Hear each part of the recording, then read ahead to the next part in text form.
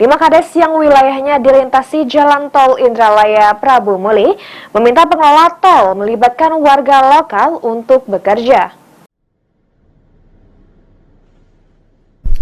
Sejumlah desa di Kecamatan Rambang Kapak Tengah diantaranya Kades Rambang Senuling, Kades Talang Batu, Kades Karangbindu, dan Kades Jungai mendatangi kantor pengelola tol Indralaya Prabu Muli yang berada di pintu masuk tol Selasa 7 November 2023. Kedatangan kades-kades tersebut meminta pengelola tol PT HK Aston merekrut warga lokal untuk dilibatkan sebagai tenaga kerja.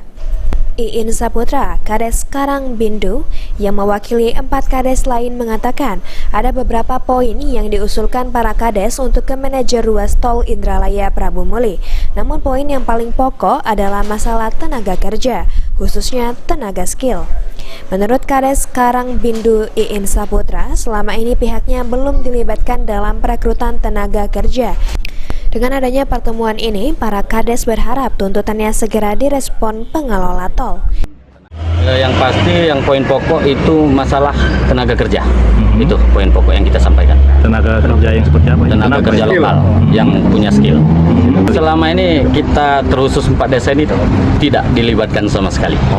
Gitu. Tidak ada pemberitahuan.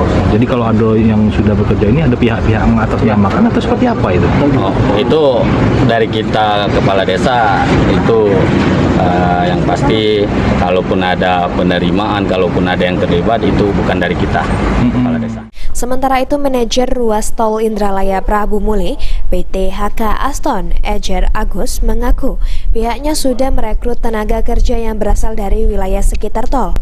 Namun ke depan pengelola akan lebih mengkomodir penerima tenaga kerja melalui kades. Depannya kami akan akomodir karena kan kita waktu rekrutan itu kan taunya wilayah Prabu Muli bukan wilayah desa. Cuman kami harapannya tadi dengan masukan tadi itu baik dari kepala desanya itu bagi masukan positif bagi kami juga untuk bisa memperkembangkan ataupun